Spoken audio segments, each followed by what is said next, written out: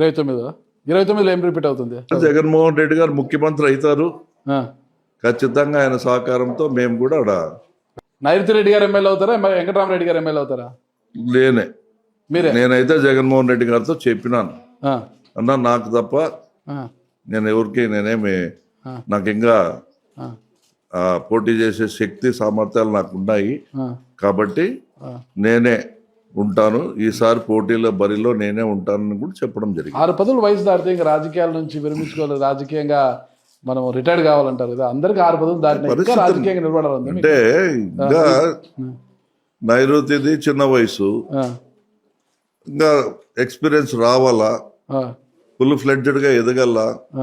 సరే ఆ రోజు మరి అప్పటి వరకు నేను హెల్తీగా ఉంటాననే నమ్మకం విశ్వాసం నాకు ఉంది కాబట్టి నేనే ఉండాలనే డిసైడ్ చేసినాను. మళ్ళీ ఇప్పుడు యాక్టివ్గా కార్యక్రమాల్లో కూడా పాల్గొంటా ఉన్నాను, మీరు కూడా చూస్తూ ఉన్నారు, ఎక్కడ కూడా మనము తగ్గేది లేదు. సరే ముందుకు పోతా ఉన్నాం.